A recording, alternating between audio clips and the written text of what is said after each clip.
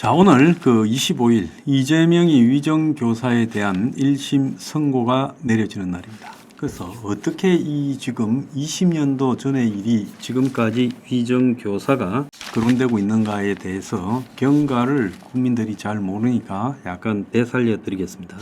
자, 이 사건의 발단은 이 당시 성남시의 각종 개발에 대해서 이재명이 제야의 시민단체 변호사의 일원으로서 의혹을 제기했습니다.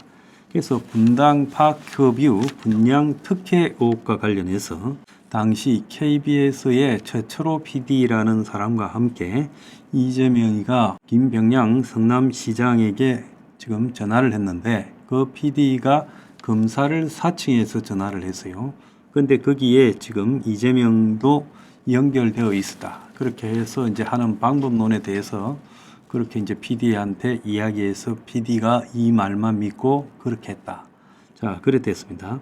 그래서 이게 이제 재판이 진행되어서 이제 당시 김병량 시장이 문제가 있다는 걸 발견하고 고소를 했죠. 그래서 해당 PD가 벌금 300만 원, 이재명 변호사가 벌금 150만 원을 확정 판결을 받았어요. 이재명에게는 이 뼈아픈 여러 과거의 법적인 전과라고 볼 수 있겠죠. 그러다가 2018년에 이재명이가 다시 경기지사 선거에 나서면서 이 문제가 거론돼서 후보 토론회에서 당연히 이야기가 나오지 않겠습니까? 그래서 검사 사칭 사건을 두고 이재명이가 누명을 썼다고 말해서 그때 또 허위 사실 공표죄 공직선거법상의 이 죄로 재판에 넘겨졌죠. 그걸 갖다가 2019년에 김만배가 대법원까지 올라간 걸 권순일 대법관에게 손을 써서 무마시켰다 의혹이 나오는 그 사건이에요. 그런데 2019년 재판에서 김병량 전 시장의 비서였던 김진성 씨라고 있어요. 이 사람이 2004년 재판 당시 이재명을 죽음으로 몰고 가는 분위기가 있었다. 그래서 이재명이가 마치 뒤집어 쓴 것처럼 유리한 증언을 해줬어요.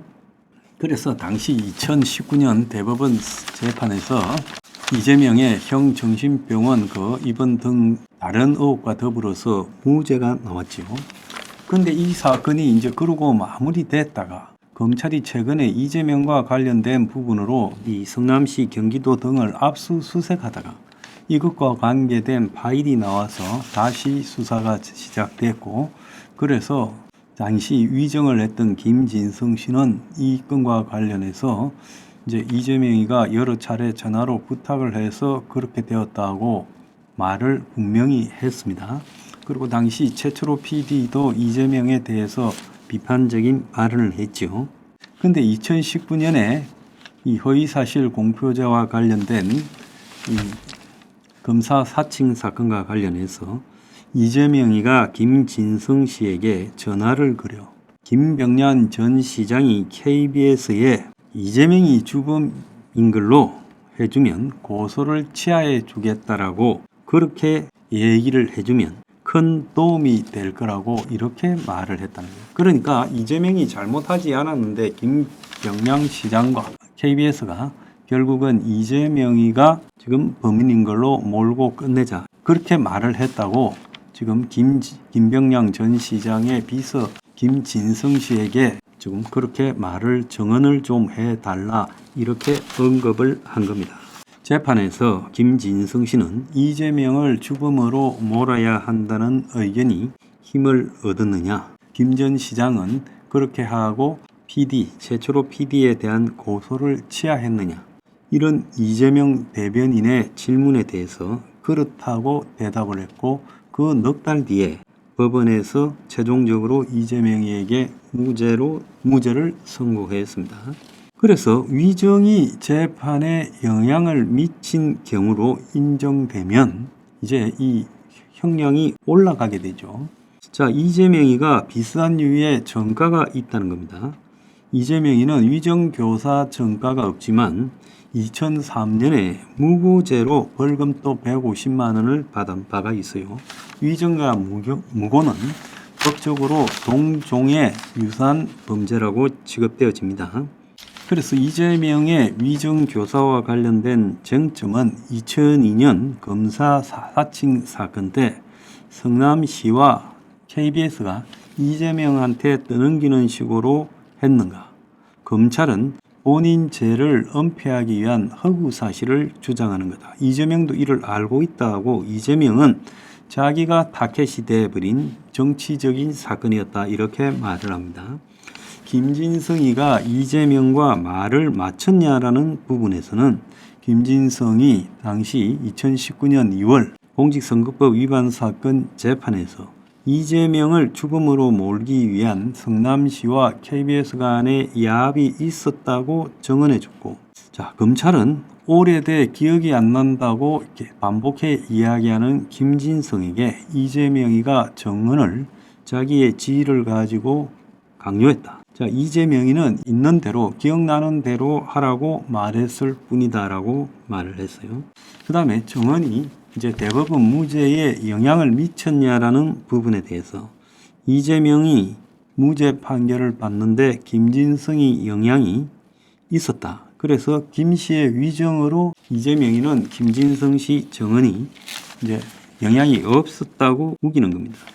자, 백현동 의혹을 위한 압수수색 과정에서 김진성 씨의 이재명과의 통화 내역이 발견되면서 이제 이 사건이 위정교사로 다시 기소되게 됐다. 자, 이런 상황인데, 자, 이재명이가 2018년 12월 재판 2달 전에 전화를 해서 김진성 씨에게 KBS와 김병량 전 시장 간에 교감이 있었다는 얘기를 해주면 딱 좋죠라고 말을 했어요. 그래서 김진성 씨는 이재명을 출범으로 몰기 위한 김병량 전 시장과 KBS 간에 야합이 있었다고 말했고, 그래서 검찰은 지난해 10월 이 부분과 관련해서 이재명과 김진성 씨를 위정 혐의로 기소를 했죠. 자, 위정죄의 가장 핵심은 타인에게 위정을 시키려는 고의적인 교사 행위가 있었느냐.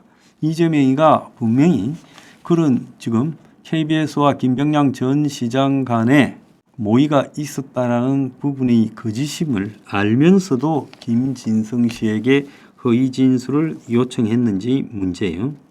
자, 그런데 김진성이 검찰에 그때는 김병량 시장을 수행하고 있지 않아서 그게 있었는지 없었는지 알 수가 없는 상황이 됐다. 이렇게 말했는데 이재명이가 그런 이야기를 들었다고 해주면 되지 이렇게 말을 했다는 거예요. 자, 그런데 그 뒤에 이제 최종적으로 김진성 씨가 이 사건으로 재판을 받으면서 어떻게 이야기를 했는가? 김진성 씨는 이재명보다 먼저 지금 재판을 받았죠. 그래서 위정 당사자인 김진성 씨는 지난 1월 달에 재판 첫 공판기일에 출석을 해서 이재명의 요청에 따라 위정한 게 맞다고 위정 혐의를 인정을 했어요. 그리고 본인이 빨리빨리 재판받기를 원한다 해서 위정교사를 대장동 등 사건과 병합시키려는 이재명과 다른 입장을 가졌어요. 이재명이는 시간을 끌고 싶었지요.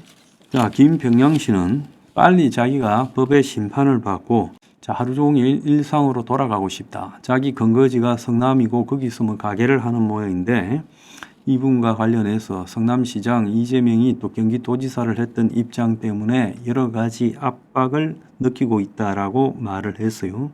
그래서 유동규 씨의 교통사고 등을 지켜보면서 매우 두려워하고 있다 했고 2024년 1월 22일 당시 재판을 앞두고 담당 변호사를 통해서 신변 위협을 이유로 이재명의 퇴정을 요구를 했어요. 그래서 이재명이가 법원에 있으면 내가 말하기가 어렵다. 가족들과 함께 오래 성남에서 거주하며 회사 운영도 하고 있는데 이재명이가 그동안 성남시장 경기도지사를 해서 지역사회에 영향력이 있다. 이재명이 뿐만 아니라 이재명 캠프에서 활동했던 사람들과 여러 연고가 있어서 지역에서 그야말로 이 생활하기가 어려울 정도로 압박을 심리적으로 느끼고 있다. 자녀들이 아빠 빨리 끝내고 돌아오면 안 되라고 말하고 괜히 자극해서 큰일 나는 것 아니냐고 고통을 호소했다는 거예요. 그래서 김진성은 이재명이 보는 앞에서 두려워서 말을 못하니까 이재명을 퇴청시켜 달라고까지 한 거예요. 자, 그래서 의견서에서 이재명 주변에 일어난 의문사와 관련해서 겁을 먹고 있다. 그래서 또 이재명 측근의 김용의 재판에서 위정으로 관련자들이 구속된 상황에 대해서도 두려움을 느끼고 있다라고 했어요. 그래서 형사소송법 297조에 따르면 재판장은 증인 또는 감정인이 면전에서 충분한 진술을 할 수 없다고 인정한 경우 그를 퇴정하게 하고 진술할 수 있도록 하는 겁니다. 그래서 정언으로 인한 신변 위협을 고려한 부분이에요. 자, 김진성 씨와 이재명이 공동 피고인이기는 하지만은 이재명이 무죄를 주장하고 있어서 지금 김진성 입장에서 신변 위협을 느낀다면 그렇게 할 수 있다고 하는 겁니다. 자, 그래서 이 사건이 지금 여기까지 왔어요. 그래서 지금 이재명의 위정교사의 배경과 또 위정교사의 당사자인 김진성 씨의 진술 등을 감안하면 이 사건이 무죄가 논리가 없고 실형이 거의 확정적이라고 보고 있습니다.